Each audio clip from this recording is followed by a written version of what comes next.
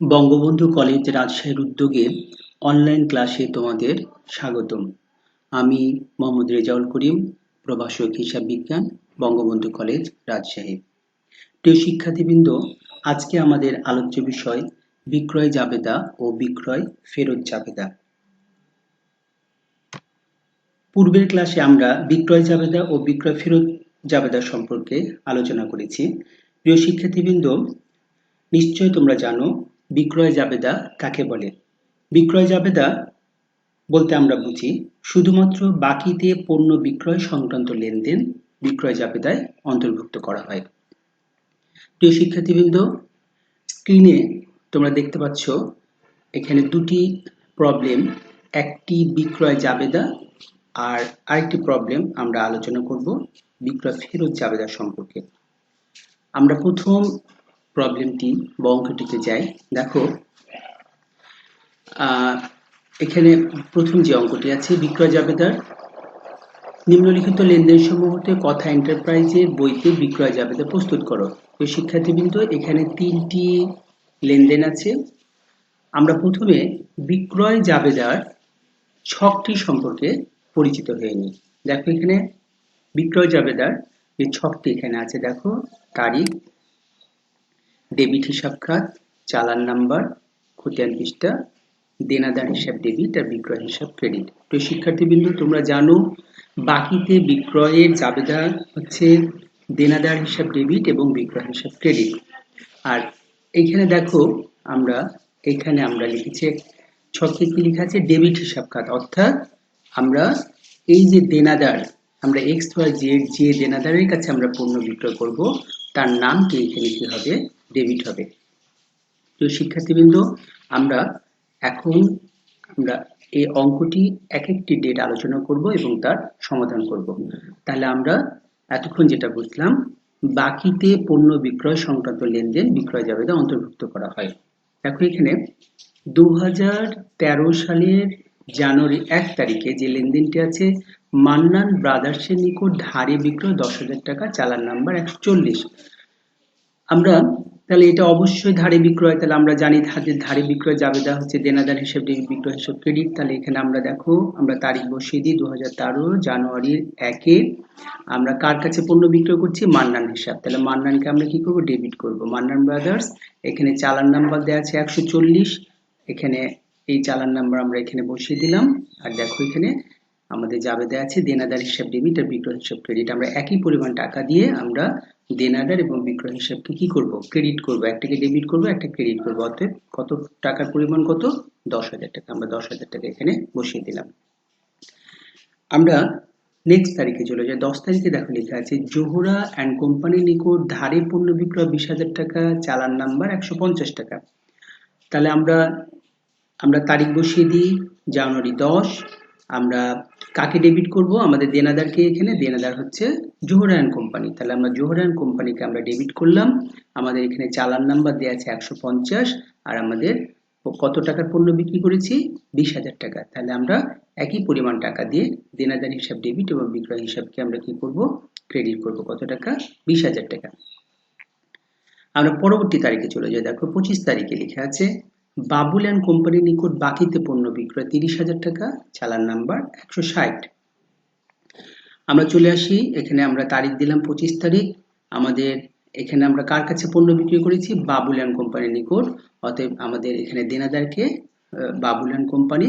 তাহলে আমরা এখানে বসালাম বাবুল অ্যান্ড কোম্পানি। আমাদের চালান নাম্বার কত, 160।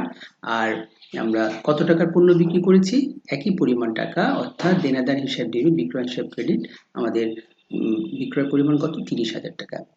তো শিক্ষার্থী বন্ধুরা, খুবই সহজ আমাদের বিক্রয় জাবেদা। তাহলে আমরা শুধুমাত্র এখানে টোটাল যোগফলটা নামিয়ে দিলাম, আমাদের বিক্রয় জাবেদা কমপ্লিট। নেক্সট আমরা চলে যাব বিক্রয় ফেরত জাবেদা।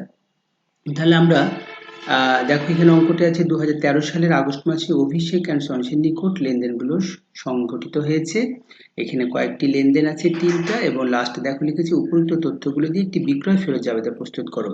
তাহলে আমরা বিক্রয় জাবেদা আর ঠিক উল্টোটি হচ্ছে কি বিক্রয় ফেরত জাবেদা, অর্থাৎ বাকিতে পণ্য বিক্রয় করার পরে যে পণ্যটি আমাদের কাছে ফেরত এসছে শুধুমাত্র সেইটি আমরা এই বিক্রয় ফেরত জাবেদায় অন্তর্ভুক্ত করব।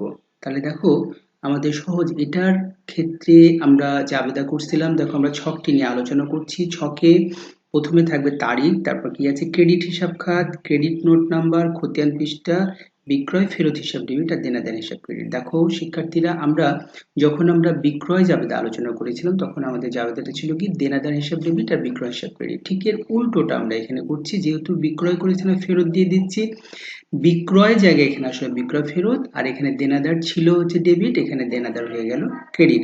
এখানে দেনাদার ক্রেডিট বিধায় দেখো এখানে আমরা কি লিখেছি ক্রেডিট হিসাব খাত করেছি, অর্থাৎ যে দেনাদারকে আমরা পণ্যটা ফেরত দিব তার হিসাবটাকে আমরা কি করব এখানে ক্রেডিট করব। আর আর এখানে চালান নাম্বারের বিপরীতে আসবে কি ক্রেডিট নোট নাম্বার। তো শিক্ষার্থীবৃন্দ, আমরা চলে যাওয়া অঙ্কে দেখো 2013 আগস্টের 2 তারিখে আমাদের এখানে যে এন্ট্রি আছে, আজিজান সনসের নিকট থেকে 5,000 টাকা মূল্যে শার্টিং কাপড় ফেরত পাওয়া গেল, কারবারি বার্তা 10%, ক্রেডিট নোট নাম্বার 262। দেখো আমরা আগে বলেছি এখানে ছিল চালান নাম্বার, এখানে থাকবে ক্রেডিট নোট নাম্বার। তাহলে এখানে দেখো আমরা কাকে ফেরত দিচ্ছি, আজিজান সনস, তাহলে তার হিসাবকে আমরা কি করব ক্রেডিট করব। আর এখানে ক্রেডিট নোট নাম্বার। এখন আমরা অ্যামাউন্টের দিকে চলে যাই।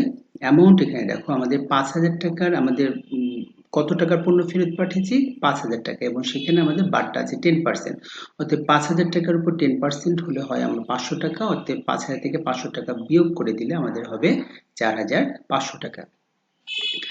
নেক্সট তারিখে আমরা চলে যাই 17 তারিখে। দেখো জুয়ান কোম্পানি 2,000 টাকার মূল্যে টাওয়াল ফেরত পাঠিয়েছে, কারবারি বার্তা 10%, ক্রেডিট নোট নাম্বার 263।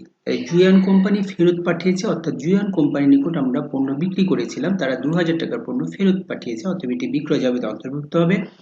তাহলে আমাদের এখানে আমরা কার হিসাব ক্রেডিট করব, আবার দেনাদার অর্থাৎ হচ্ছে জুয়ান কোম্পানি। তাহলে আমরা এখানে জুয়ান কোম্পানিকে ক্রেডিট করলাম, আমাদের এই ক্রেডিট নোট নাম্বার যেটা আছে সেটা বসিয়ে দিলাম। এখন নেক্সট হচ্ছে আমাদের 2,000 টাকার উপর 10%, 200 টাকা, তাহলে 2,000 থেকে 200 টাকা বিয়োগ করলে আমাদের পরিমাণটা কত আসে 1,800 টাকা।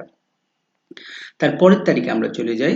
দেখো এখানে লেখা আছে লাবণী অ্যান্ড সন্স হতে 5,300 টাকা মূল্য ফেরত পাঠিয়েছে, পণ্য ফেরত এসেছে, কারবারি বার্তা 10%, পাওনা লিপি 264,000। এখানে পাওনা লিপি আর ক্রেডিট নোট একই জিনিস। আমরা তাহলে এখানে আমাদের দেনাদার কে ছিল, Laboni and sons. Laboni and সন্সের নিকট আমরা পণ্য বিক্রি করেছিলাম এবং লাবণী অ্যান্ড সন্স আমাদেরকে পণ্য ফেরত পাঠিয়েছে, অতএব আমরা জাবেদায় বিক্রয় ফেরত হিসাব ডেবিট আর দেনাদার ক্রেডিট। এক্ষেত্রে আমাদের দেনাদার আমরা কাকে ক্রেডিট করব, লাবণী অ্যান্ড সন্সকে। তাহলে আমরা এখানে লাবণী 29 তারিখে লাবণী অ্যান্ড সন্সকে ক্রেডিট করলাম, এখানে পাওনা লিপি বা ক্রেডিট নোট নাম্বার 264। আর এখানে টাকার পরিমাণে দেখো আমরা এখানে 5,300 টাকার উপর 10% হয় 530 টাকা, 5,300 থেকে 530 টাকা বিয়োগ করলে আমার এখানে আসবে 4,770 টাকা। আমার এখানে টোটাল যোগফল 11,070 টাকা। তো প্রিয় শিক্ষার্থী বন্ধুরা, আমাদের বিক্রয় জাবেদা এবং বিক্রয় ফেরত জাবেদা সম্পর্কে আমরা আলোচনা করলাম। এগুলোই এখানে আমরা আলাদা আলাদা করে আলোচনা করলাম, কিন্তু যখন তোমরা পরীক্ষাতে প্রশ্নপত্রে আমাদের সৃজনশীল কোশ্চিনে আমাদের দেখা যাবে একই অঙ্কে হয়তো প্রাপ্তি জাবেদা থাকতে পারে, তার সাথে বিক্রয় জাবেদা থাকতে পারে, অথবা কোনো জাবেদার সাথে বিক্রয় ফেরত জাবেদা থাকতে পারে, অথবা নগদান বইয়ের সাথে আমার বিক্রয় ফেরত বা বিক্রয় জাবেদা থাকতে পারে। আমরা যখন সৃজনশীল অঙ্ক সমাধান করব তখন আমরা আরো সুন্দরভাবে ক্লিয়ার করে আমরা বুঝতে পারবো। তো তোমরা বাড়িতে অবশ্যই প্র্যাকটিস করো। ভালো থাকো। আজকে এই পর্যন্ত। আল্লাহ হাফেজ।